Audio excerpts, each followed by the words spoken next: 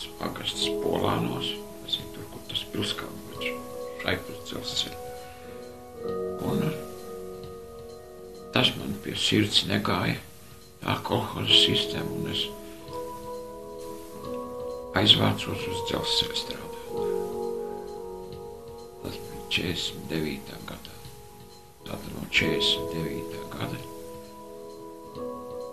nostrādāju līdz 93. gadam.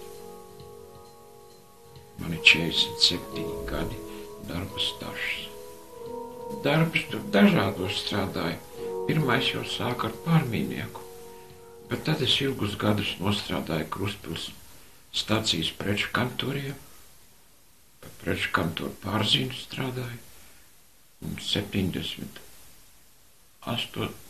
gadā mani uzaicināja, lai pārceļos uz Rīgu dzelzceļa virsvaldē. Interesants ir rudens, nekad jau tik silts rudens, jau šodien ir kurs jau 24. laikam. Novembers un plusos, +4 tagad turās, +5. No rīta tur ap 0. Tāds ļoti, varētu teikt, silts rudens.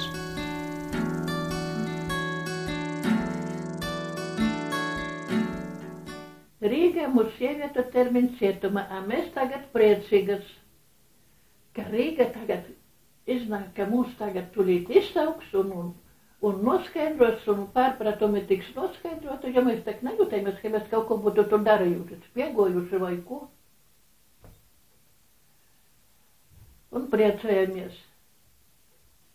Sēžam nedeļu, nekā, un tad atkal otrā nedeļā, atkal naktī no kamerām sauc ārā visas mūs.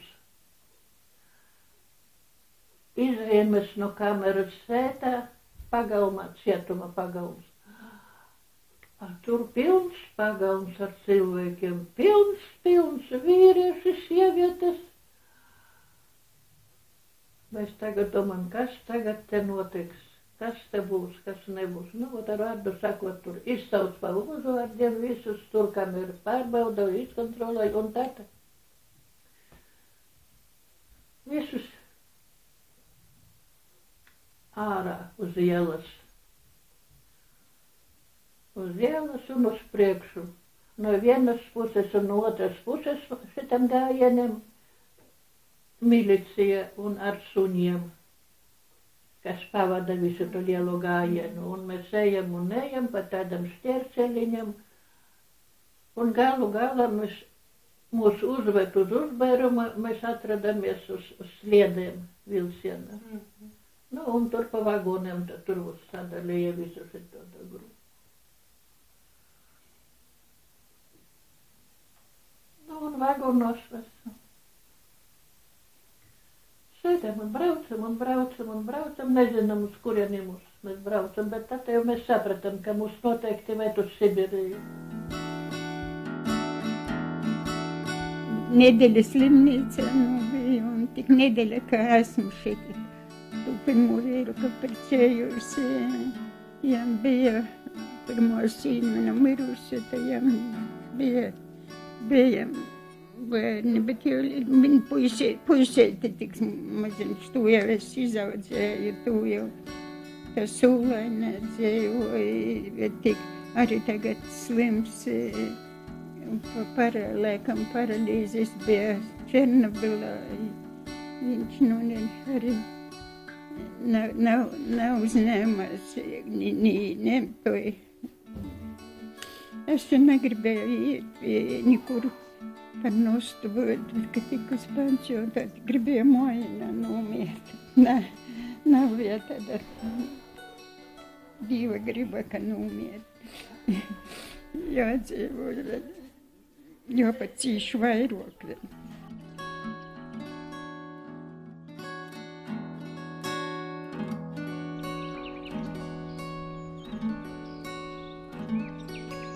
Тогда где-то пришлось брать, что называется, себя в руки. Так вот. Не сразу, опять же, получилось. Так вот тоже мысли нехорошие были. Ну что, 37 лет, и все, теперь первая группа. Что делать? Жизнь вроде впереди, а самое что-то, как можно жить без зрения? Вай, тяжело было. Ну ничего, слава Богу. Вытащил. Но это самое, опять же, Бог помог, как говорится. Без этого, ну, правда, опять же, как понимать, это Бог помог. Это самое, не то, что вот я сижу, попросил, и раз мне сразу тут. Нет, надо самому тоже шевелиться, подняться и работать. Но это самое нужно понять, время нужно. Не так все в один день не приходит, конечно.